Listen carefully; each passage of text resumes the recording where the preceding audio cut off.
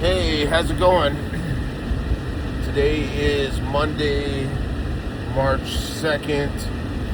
Driving home from work. I'm in the middle of traffic. And I was talking to one of the apprentices at work today, and I was telling him about this crazy ordeal that I went through. Something that I commonly refer to as the worst day I ever had as an electrician. It's a specific day, and it was just a series of misfortunate events that I don't know how I got through and kept my job. So I thought I would share. It's a crazy story. I'm going to attempt to leave some names and people out of this because some of the people who work with me at that company are on my Facebook. And I'm going to leave out the name of the companies. Not that I know the name of the general contractor anymore. I can't even remember. I was thinking about it today. But anyways, so to give you a little bit of history leading up to this day, I worked for a small company, and the company had bid and landed a handful of jobs simultaneously. And I really was vying to get a specific job. I really wanted a specific job that was coming up, and I didn't really care about this particular job, who was gonna run it or anything about it. And one day I get a phone call from the owner of the company asking me to go down to that job site. It was a PetSmart with a pet hospital, a pet hotel in Scottsdale, and he wants me to basically take some like downward construction spray paint and spray paint everywhere where we need to cut concrete out. Well, it's not my job. So as far as who's going to run the job, somebody else is going to run this particular job. So I mean, there's a lot of ways to do this. Personally, I believe in trying to take everything underground that you can. It saves you time and money in the long run. Not everybody shares this philosophy, so I go there and I pull out the prints, I grab my paint, I start to go into the building, and I find the general contractor, and I start telling him, hey, I'm here to spray paint the concrete where we want it cut. And he just keeps talking to me in Spanish. He is, I assumed at the time, not bilingual. I assumed that he only spoke Spanish because I kept telling him, hey man, I don't know how to speak Spanish. I apologize. So this guy,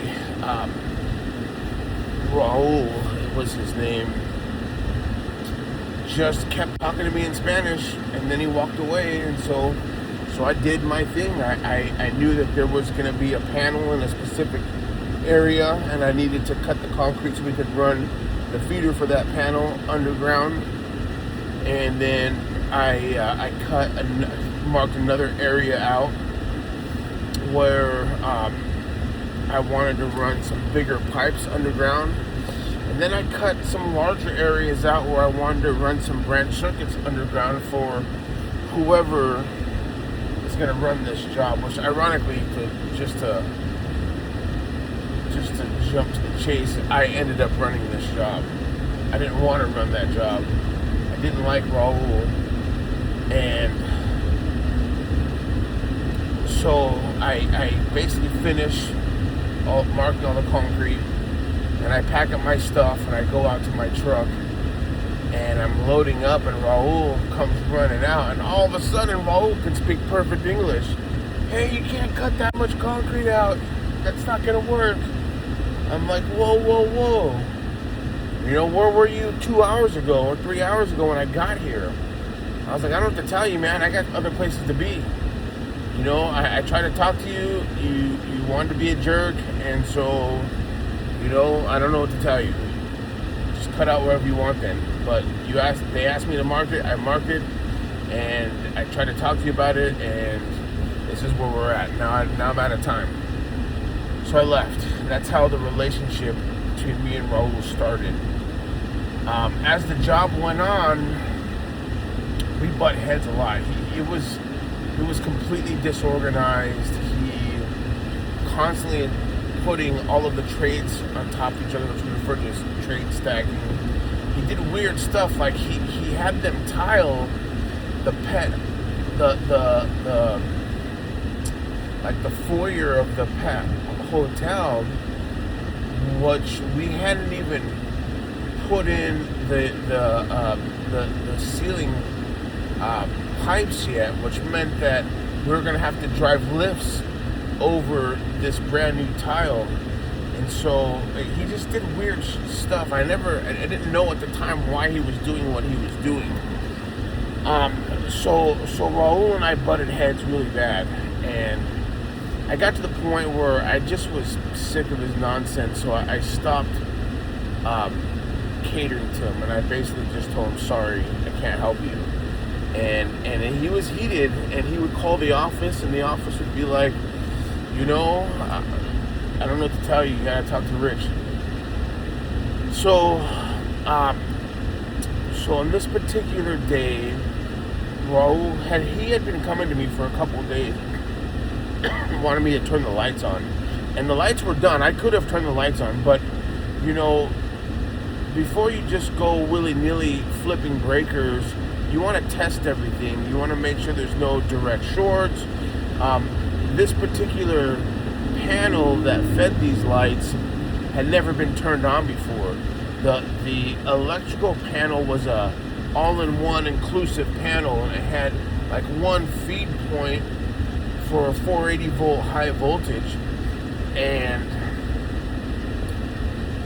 that fed two transformers that gave us power to 120 volt, 208 panels, and then there was a third transformer that fed a Novar lighting system. So it was just stacks, this whole big giant system that was all inclusive. Everything, you just need to feed one location.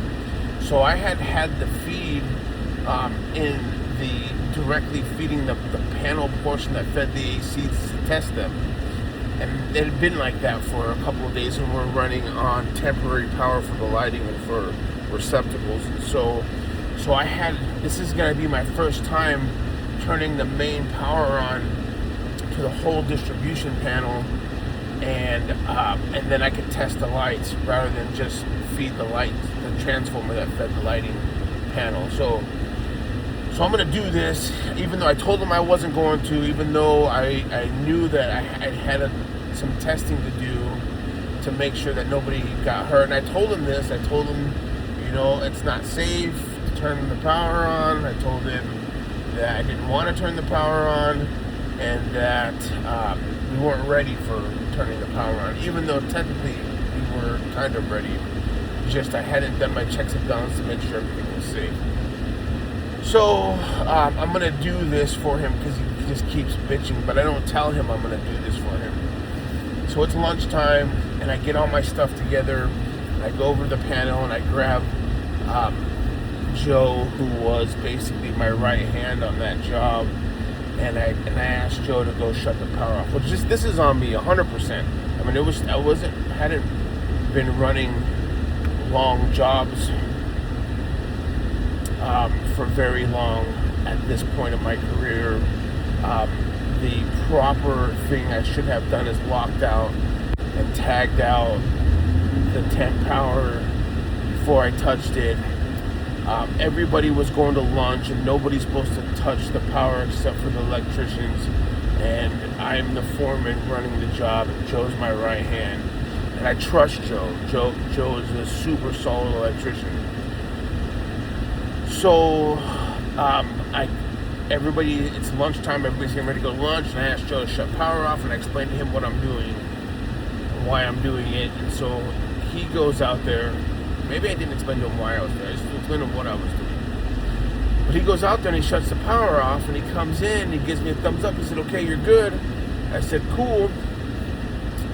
And I'm sitting, so I got all my stuff together. I go over to the panel. I get comfortable. I grab my Allen wrench, and I go to unscrew the. It's called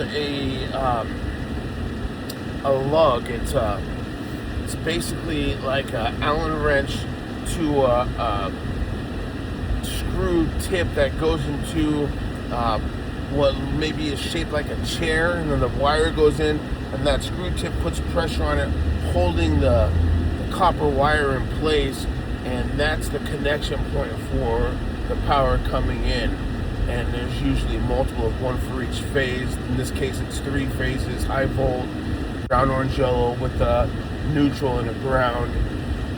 And so I take that Allen wrench and I go to put it in the hole, the Allen wrench hole, and it was one of the first times I ever felt like God intervened, or like something was involved more than what I could see. Because it was like something was just screaming at me. I think I just missed my exit. Screaming at me, and I go to put the Allen wrench in and I stop. Then I go to put the Allen wrench in and I stop.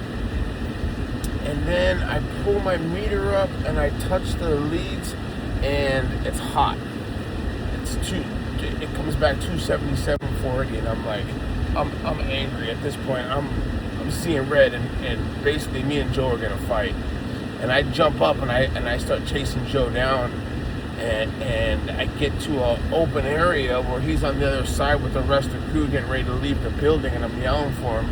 And I don't know how I looked to him. I barely remember chasing him down. I only remember that I was seeing red. I was angry, and because it's life or death, you know. And then I remember Joe saying it was Raul, and I'm like, and I kind of snap out of it. And I'm like, what do you mean it was Raul? And he said, I turned the power off, and Raul came out of his trailer and asked what I was doing, and I told him that you were working on the panel, and that and I was shutting the power off. And then I came in, told you the power was off. I'm like, well, the power's not off, it's on. So I snap, like I lose it. I go out there, I'm banging, kicking on the door. Raul basically turned the power on, locked himself in his trailer, and waited for me to die, is essentially what happened. And I'm banging on the door, I'm freaking out. I call my office. They call the owner of his company, who's out of California. They call the PetSmart people. They demand a meeting. Their intent is to call the police and have this guy arrested. And they show up at my job. Raul's locked himself in his trailer Connex. He won't come out. And basically, you know, we just go through the rest of our day. He's locked in his trailer, and then all of a sudden, all of his guys all go outside, and they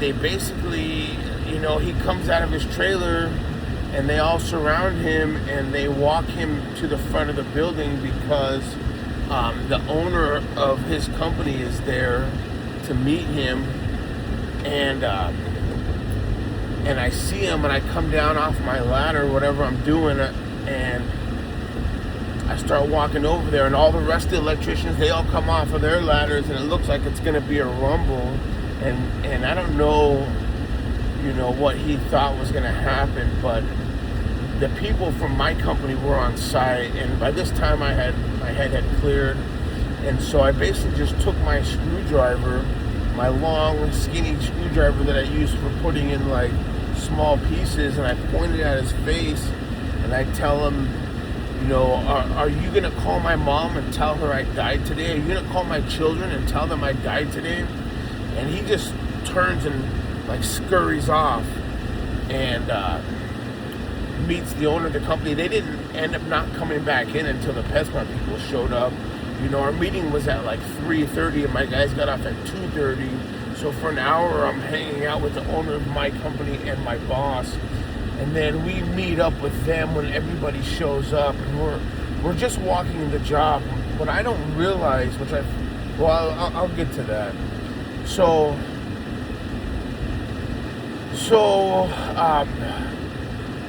we're walking the job. We haven't discussed what happened. We haven't discussed calling the police. These guys are just walking the job and going over bits and pieces like it didn't happen, and I'm getting anxious. And all of a sudden, the owner of the sprinkler fitter company comes over. It's a small one-man shop, and he's in the middle of an inspection. And he comes over and he's like, "Hey, I need you." And I'm like, "I'm busy. I can't come right now. I don't know what's going on, but all my guys have gone home for the day." And he's like, "No, you have to come now." And I'm like, "Well, I can't help you. Give me a little bit, and I'll come and look at whatever you need me to look at." And the owner of my company is like, "Well, just go. It sounds like it's important." So I'm like, "Cool." And I come out of the pet hotel area, and I walk into the main store part, and there's there's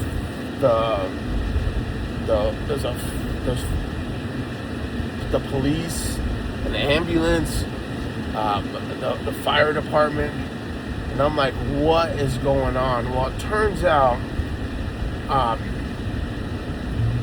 there was a training room on the opposite side of the building that belonged to the pet hospital. So that circuit is on the same meter as the pet hospital, but it's on the other side of the room. And so that room got turned on, and it never got a switch installed. So there was a hot 277 lighting wire and what's called a switch leg, and the female fire marshal for the city of Scottsdale walks into that room and closes the connection on her arm. The lights flicker and it drops her. And so she called her office, and they immediately sent the police and the fire department and an ambulance. So when this crew of owners come out of the pet hotel, this is what they walk up to, is a scene with the police and the fire department and the ambulance. And at that moment, I didn't really think of it at the time, but they probably thought that I called the police, because the police being there was kind of an odd sight, but anyways, so I go to them and I'm like, "Okay, this is what happened." And I explained to them basically what I just told you guys, is the female fire marshal got shocked and is going to the hospital. And the PetSmart guy's like, "I want to know whose fault it is." And I'm like, "It's that guy's fault." I explained to him I wasn't ready. I told him it wasn't safe. And he starts yelling, and I start yelling. And then the owner of my company and the owner of his company break it up, and they send us both home. The owner of my company says, "Come to the office in the morning." And so I'm pretty much fired. I lost my job. I almost died. I was almost murdered, and now I'm going to lose my job. As far, that's what happens when you electrocute the female fire marshal. And so the next day I went to the office in my street clothes, expecting to turn in my truck. And they're like, "Okay, we discussed it. We decided that what we're going to do is we're going to call it a wash. You're not going to lose your job. He's not going to lose his job. You guys are going to figure out how to get along and finish this job. There's nobody else that can finish it, and we're going to call it a wash." And honestly, at that point, I was just glad to not lose my job. I mean, no harm, no foul. I did not get shocked. The female fire marshal did instead. It was just irony, and I had the first of many um, miracles in my life, life-saving miracles in my life. And the crazy thing about the whole deal, now looking back in retrospect, is one of the biggest problems that Raul and I had was the fact that I didn't speak Spanish. He really hated the fact that I didn't speak Spanish, and a lot of Hispanic guys, people do. The lady at the lunch lady at the roach coach at my job site right now, I don't eat there because she's harshed me a bunch of times. Just refused to cook my food. I don't know. I don't understand it, but I don't know. It is what it is. But anyways, here's the irony in that whole deal with Raul with Raul and me not speaking English or speaking Spanish. Excuse me. So Raul was worried about taking a whooping, and so he called the owner of the company. It turns out both of his sons work for that company. And it turns out Raul put both of his sons through a lot of martial arts. They both had, really similar upbringing to me as far as, taking martial arts and wrestling and doing different combat style sports. And so he requested them to come out in case there was an incident. He would he'd have his sons there. So they came out, and based on Raul and him being such a knucklehead, you would expect that his sons would be knuckleheads also, but I actually ended up remaining friends with those guys for years. They were both really, really cool cats, but here's the crazy part. Neither one of them could speak Spanish. They said that Raul never taught them Spanish because he thought that people would be prejudiced against them if they spoke Spanish. So he made the decision not to teach them Spanish, but eats my lunch because I don't speak Spanish, which just blows my mind. The other thing that I learned from those guys, because they just feel, like I said, we became really good friends. We became super tight. They came to Arizona. They didn't know anybody. They were super cool cats, and we had similar upbringing. So what I learned about Raul was that Raul had a deadline to meet, and if he had certain metrics met, he was going to get a fatter bonus. And had I had the lights on and the tile in, and he was basically working to his bonus, then he was going to get more money. And the truth of the matter is, if he would have told me, I would have done it. I'm not a jerk, but he can never do that. He can never be honest. He's got to be manipulative, and based on the fact that he tried to kill me over it, meant that money must have been a lot of money. You know what I'm saying? I don't know. But, he was willing to go to prison over it. But, anyways, I don't know. I just thought I would share the story. It was pretty crazy. I was telling one of the apprentices about today, and he was like, dude, that's nuts. That's absolutely nuts. I'm 23 minutes into this video, so I'm probably going to have to break it up into different parts, but feel free to comment if you were there, or if you remember the incident, or if you were part of the incident. Then I don't know, I guess just leave a comment. Anyways, stay prayed up.